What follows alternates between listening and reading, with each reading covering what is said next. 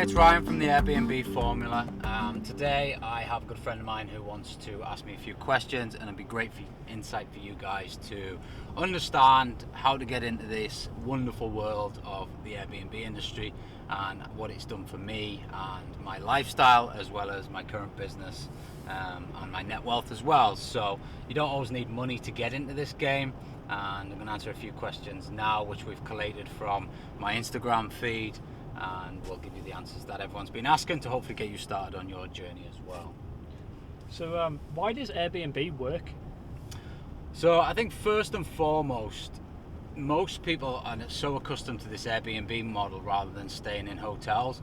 I think the way that they've set up their channel to be able to book makes it very easy. You can book last minute, it's very visible, and their model is all about getting properties on board their platform, and then they've obviously got their review system as well, so it's easy for people to quickly check out what the accommodation's going to be like, what the quality of it's like, what previous guests have said about the accommodation after they've been hosted, and it allows all sorts of individuals as well as businesses to list their properties, which opens it up for anybody really that has a property or wants to get into property to be able to make money from it. I think the money side of it is quite big compared to renting out on an AST, mainly because you're charging nightly rates anywhere from £85, north of sort of £300 a night, depending on property size, location, and it really can work if you do it right.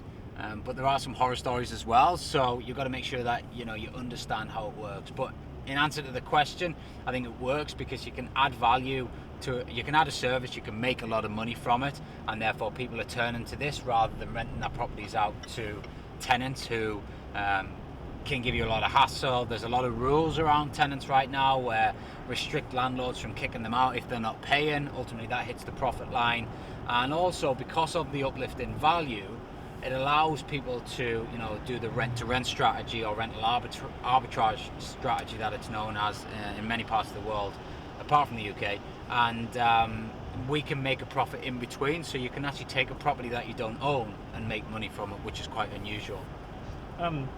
So why would landlords not just do it themselves?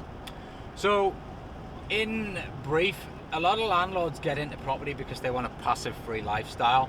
They see it as a sort of set and forget model, and I think running properties on Airbnb it's not set and forget at the beginning. You've got to understand the processes, you've got to understand how everything works, you've got to put all the pieces of the puzzle together, and don't let that put you off, because after my first 3 or 4 properties I started to get help in because the cash flow was coming in, so I was able to do that.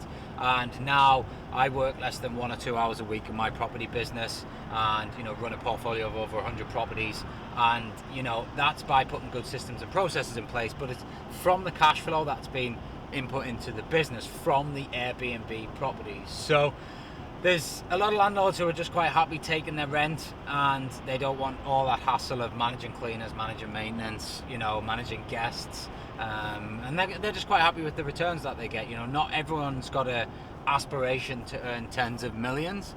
Some people are just quite happy getting the extra income from their property and just having very little to do with it. So it doesn't suit all mindsets, all people, all kind of lifestyles. Why do you think you've had so much success with it? I think I'm very much, when I want to do something and I see it's worth doing, I commit 150%.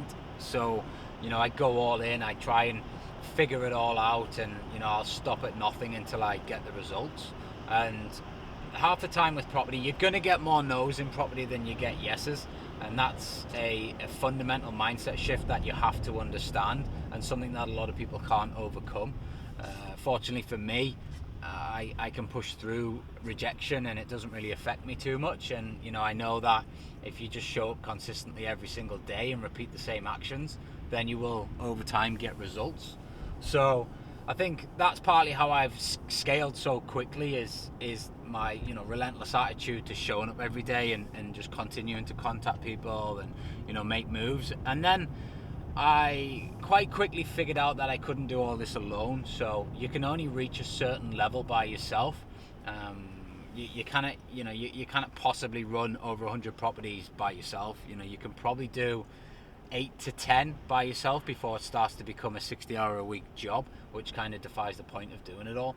So for me, it was getting a good team around me and understanding that I can use people to strengthen my business.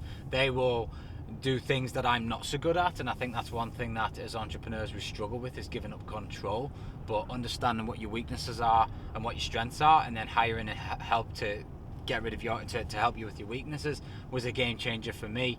And now I constantly focus on making sure that the business is always acquiring property. So whoever's role that is in the business, that's all they do. So I have people in like their zone of geniuses, and so we've got just people who just go purely out deal sourcing for the business, people who go out winning management contracts for the business, and then people who run the operations, and they're all kind of in their separate departments, so that there's no overlap, and therefore an administration task doesn't take over an acquisition task, because it can bog your time up. So I think when I figured that out, that's when I really started to scale. And it's hugely important to start taking yourself out the operations as early as you possibly can. What struggles have you come across whilst doing it?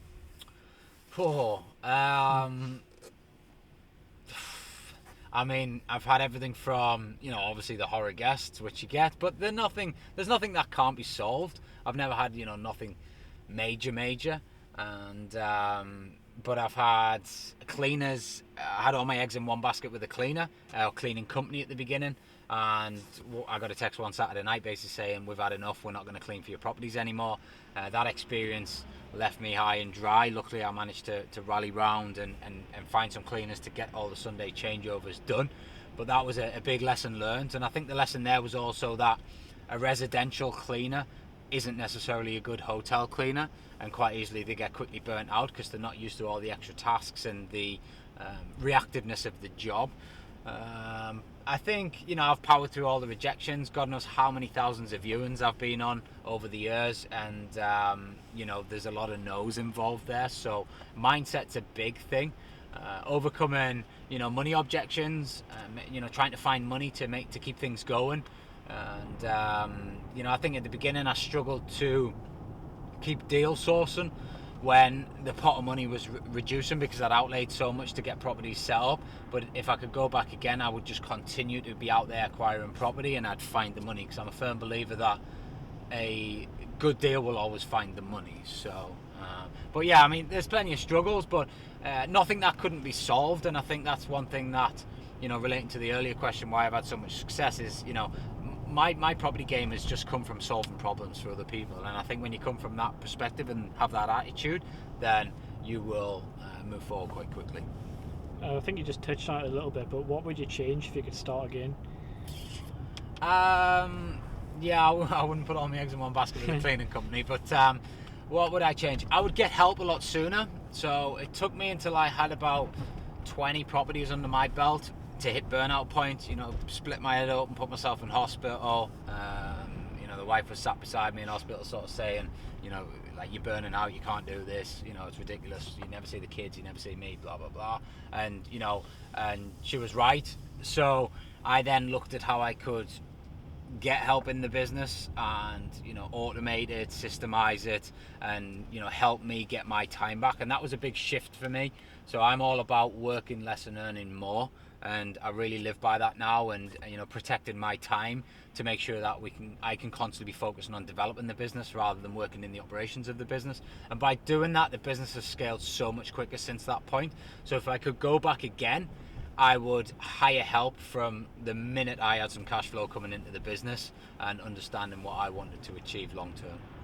What opportunities has it opened up for you? Oh, so many. And rent to rent for me was something I discovered by accident, but when I did discover it, I realized how quick the cash flow could come in. By doing that, I've managed to build a 7-figure property portfolio that I own. So using other people's property, I've managed to create enough cash flow to then buy my own 7-figure portfolio, which has been one of my proudest achievements. And You know, just the amount of connections I've had, the amount of JV partners I've got, the amount of investors that now want to invest with me and, you know, support my, you know, buy, refurbish, refinance projects, support my development projects that I've got ongoing. You know, the amount of connections I've got with, you know, 7 and 8 figure business owners, experienced property people in all sorts of angles, experienced coaches, you know, and just in general, you know, the amount of people that I'm reaching out to now and offering help to, and, you know, changing their lives as well by introducing them to the magical strategy, you know, the Airbnb formula. And it's just, you know, in terms of what it's done for me is huge. It's opened up so many doors, and as I said earlier, I only work 1 or 2 hours a week on my property business, so for me it's given me so much time back from an earlier career where I'd be working, you know, 60-70 hours a week sometimes. So I get more time with my family, more time with my kids, and I get to choose what I want to do when I want to do it. And the main thing is, you know, I can run it from that. You know, I can run my business from my mobile phone anywhere in the world, on a beach, in the sea, by a pool, whatever. It doesn't make any difference, and everything still ticks. So if someone was to follow in your footsteps, how would they do it? How would they start? Yeah, sure. I mean, I offer, you know, many, you know, coaching platforms. I'm also doing, you know, got loads of groups that you can network in. So the main thing to do is, if you go to my Instagram profile at official Ryan Luke and you hit my flow page, which is in the bio, you'll see loads of ebooks to download, access to podcasts that I've shot with loads of other experts. There's so many things on there. So head over to my Instagram, make sure you give me a like and a follow, and you know, obviously the YouTube channel, we've got plenty of videos on there, and we're going to continue to bring loads, so make sure you subscribe to that as well. But my flow page on my Instagram has access to all of my stuff, and there's plenty of great stuff on there to get you kick-started.